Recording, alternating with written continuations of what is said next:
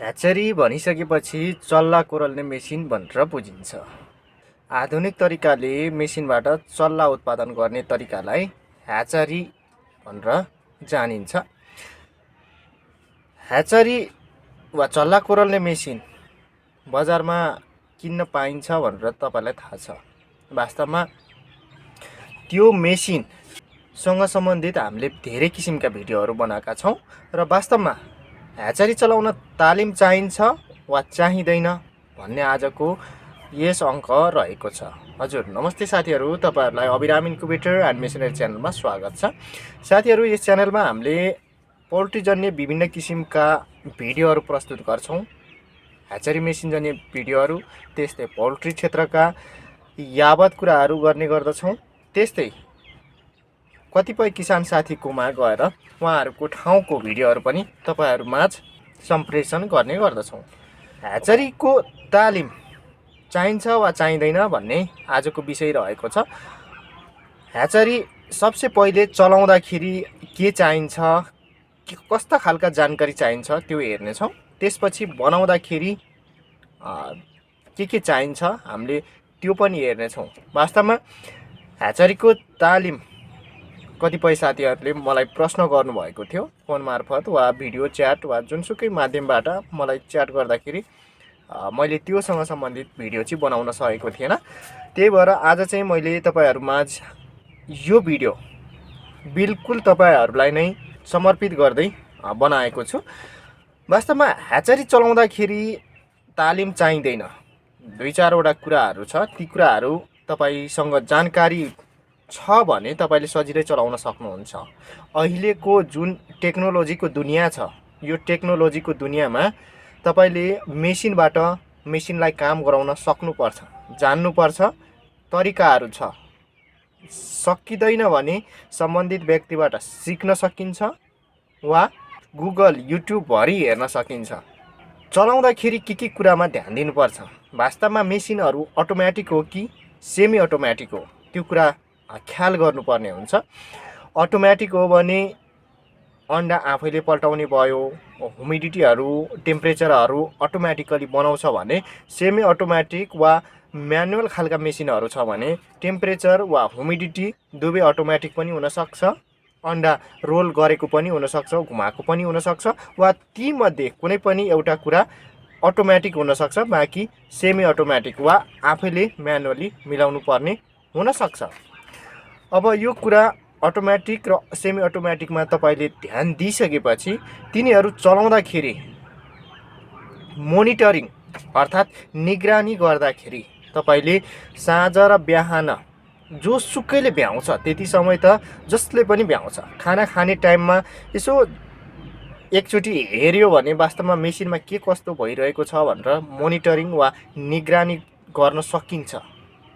त्यस्तै सर्टेन मापदण्डहरू छ, त्यो निगरानी गर्ने बेलामा वास्तवमा त्यो टेम्परेचर आर्द्रताहरू पुगिरहेको छ कि छैन, मेसिन अन छ वा अफ छ भनेर त्यो एकचोटि यसो सर्लक्क हेर्दाखेरि त्यसै थाहा हुन्छ। 5 सेकेन्ड पनि लाग्दैन वास्तवमा यो कुरा भइरहेको छ कि छैन भनेर। अब चलाउँदाखेरि अर्को ध्यान दिनुपर्ने कुरा के छ भन्दाखेरि उत्पादन लिइसकेपछि नेपालीहरूको बानी कस्तो छ भन्दाखेरि सरसफाइ नै गर्दैनन्।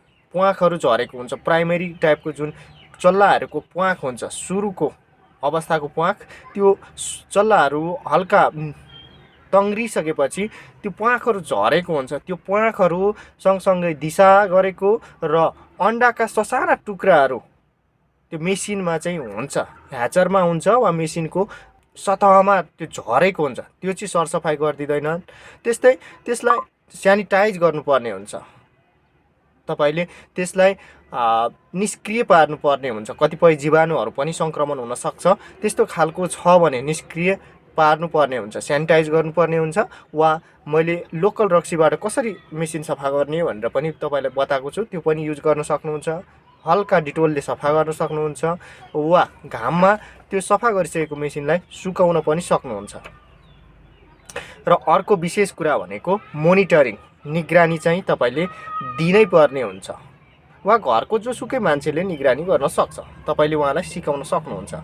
र अब बनाउँदाखेरि वास्तवमा तालिम चाहिन्छ कि चाहिँदैन, त्यो कुरा हामीले जोड दिनेछौँ। बनाउँदाखेरि तपाईलाई सामान्य कुराहरू जान्नै पर्ने हुन्छ। मैले अघि पनि तपाईलाई जानकारी गराइसकेँ, अहिले टेक्नोलोजीको समय छ।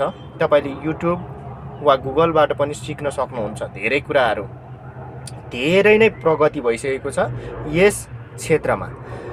त्यही भएर तपाईले विद्युतीय सामग्रीहरू के लाग्छ भनेर पनि अनलाइनका भिडियोहरू लिएर पनि जान्नुहुनेछ, जान्न सक्नुहुन्छ। त्यस्तै लाग्ने पार्ट्सहरू के छ त्यो पनि जान्न सक्नुहुनेछ। र अब कुरा आयो विद्युतीय काम गर्दाखेरि तपाईसँग स्किल छ कि छैन। वास्तवमा त्यो कुराले चाहिँ फ्याक्टर रोल गर्ने भयो। किन भन्दाखेरि नेपालीहरूले भन्छन् 2-4 वटा तार त त्यसै जोडिहालिन्छ नि। हो, हामी चुक्ने भनेकै त्यो जोडिहालिन्छ नि भन्ने खालको छ नि, त्यो भावनाले चाहिँ दुःख दिन्छ। वास्तवमा तपाईलाई आउँछ भने आउँछ भन्नु पर्यो, आउँदैन भने आउँदैन भनेर त्यो हिसाबले चाहिँ सिक्दाखेरि चाहिँ सकिन्छ। अब केही मापदण्डहरू छ, मैले अघि पनि कुरा गरेँ। टेम्परेचर, ह्युमिडिटी र भेन्टिलेसन जस्ता, रोटेसन जस्ता कुराहरू, त्यो कुराहरू चाहिँ तपाईँले मापदण्ड मनन गर्नै पर्ने हुन्छ बनाउँदाखेरि। सिक्ने माध्यमहरू चाहिँ अब अफलाइन र अनलाइनको कुरा गर्दैछु मैले। अफलाइनबाट तपाईँले मसँग कुरा गर्नु पर्यो भने व्हाट्सएप, इमो, भाइबरमा कुरा गर्न सक्नुहुनेछ। त्यस्तै युट्युब र गुगलहरूमा पनि तपाईँले प्रशस्तै हेर्न सक्नुहुनेछ। ती कुराहरूबाट पनि सिक्न सक्नुहुनेछ। यसरी सिक्दाखेरि, मबाट सिक्दाखेरि चाहिँ मलाई चाहिँ सकेसम्म टाइम चाहिँ माग्नु भयो भने चाहिँ सजिलो हुन्छ। किन भन्दाखेरि म फ्री चाहिँ हुँदिनँ। कुनै पनि समय तपाईँको लागि कुरेर बसेको हुँदिनँ। फलाना आउँछ र मलाई सिकाइदिनुहोस् भनेर आउँछ वा सिक्न आउँछ भनेर म बसेको हुँदैन। मलाई चाहिँ टाइम माग्नु पर्ने हुन्छ। तपाईँले माग्नुभयो भने मैले म्यानेज गर्न सकेँ भने तपाईँलाई सिकाउन सक्छु भनेर चाहिँ मैले अठोट लिएको छु, सिकाउन सक्छु भनेर। त्यस्तै अफलाइनको कुरा गरौँ। कतिपय साथीहरू वास्तवमा यो अबिराम एग्रोटेकले फेक भिडियो त बनाइरहेको छैन, मान्छेहरूलाई ठगिरहेको त छैन भन्ने खालका कुराहरू गर्छन्। अनलाइनले धेरै ठगेका कुराहरू आउँछन् नि। हो, त्यस्तो खालको शङ्का लाग्दाखेरि वा कसैलाई भिजिट गर्नै पर्ने हुन्छ। वास्तवमा यो मान्छेले चाहिँ के गरिरहेको छ, कसरी चाहिँ काम गरिरहेको छ वा कसरी चाहिँ सर्भिस दिइरहेको छ भनेर चाहिँ भिजिट गर्न मन लाग्छ। उहाँहरू विश्वस्त हुन मन लाग्छ र उहाँहरू हाम्रो ठाउँमा गुगल म्यापमा अबिराम एग्रोटेक भन्दै खोज्दै पनि आउँछन् र सम्पर्क गरेर नजानेको ठाउँमा, नबुझेको ठाउँमा आउँदाखेरि उहाँहरू झुक्किनुहुन्छ, अड्किनुहुन्छ। त्यस्तो बेलामा फोन गर्दाखेरि हामीले डिटेलमा वास्तवमा हाम्रो लोकेसन कहाँ छ भनेर पनि हामीले त्यसरी सिकाइदिन्छौँ। सबैलाई गुगल म्याप त्यसरी चलाउन नआउँदाखेरि यसरी आउनुहोस्, यसरी आउँदाखेरि हाम्रो ठाउँ भिजिट गर्न सक्नुहुन्छ है। फिजिकली तपाईँ उपस्थित भएर सिक्न सक्नुहुन्छ, सिकेर जानुहुन्छ। हजुर साथीहरू, आजको भिडियो मैले तपाईँहरूलाई ह्याचरीको तालिमसँग सम्बन्धित कुराहरू राखेँ। वास्तवमा चलाउँदाखेरि कसरी चलाइन्छ र बनाउँदाखेरि कसरी चाहिँ काम गर्न सकिन्छ, बनाउन सकिन्छ भनेर मैले त्यो कुराहरू राखेँ। कतिपय साथीहरूले मबाट सामान किन्नुहुन्छ र मलाई घरिघरि एकै खालका क्वेसनहरू बारम्बार सोद्धाखेरि चाहिँ मलाई मैले समय एउटै कुरालाई दोहोऱ्याउँदाखेरि, जसरी स्कुलमा विद्यार्थीहरूलाई सिकाउँदाखेरि एउटै कुरा धेरैचोटि दोहोऱ्याउँदाखेरि वा समय म्यानेज गर्न गाह्रो हुँदाखेरि रिसाउँछन्। त्यसरी नै मलाई नि म आफ्नो काममा, आफ्नो व्यक्तिगत काममा हुँदाखेरि रिसाएको हुनसक्छु, झर्को बोलेको हुनसक्छु वा उत्तर नदिएको पनि हुनसक्छु। त्यस्तो केसेसमा चाहिँ मलाई माफ गर्नुहोस्, मैले भिडियो मार्फतै तपाईँहरूलाई मागिरहेको छु माफ। त्यस्तै तपाईँहरू चल्लाकुराल्ने मेसिन तपाईँहरूलाई चाहिन्छ। तपाईँहरूको फार्ममा भएको कुखुराहरू, कतिपय कुखुराहरूले वा चराहरूले वा पन्छीहरूले तिनीहरूले ओथारो बस्दैन। त्यस्तो केसेसमा ह्याचरी आवश्यक पर्न सक्छ।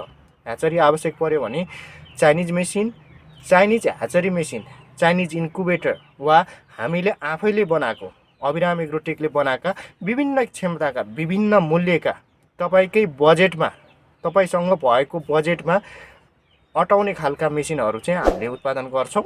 ती मेसिनहरू तपाईँले हामीलाई सम्पर्क गरेर मगाउन पनि सक्नुहुन्छ र उत्पादन लिन सक्नुहुन्छ। यदि तपाईँलाई बनाउने आइडियाहरू छ भने बनाउन सक्नुहुन्छ। भिडियोहरू प्रशस्त छ, तपाईले जागर गर्नु सक्नुपर्छ, जागर गर्नुपर्ने हुन्छ।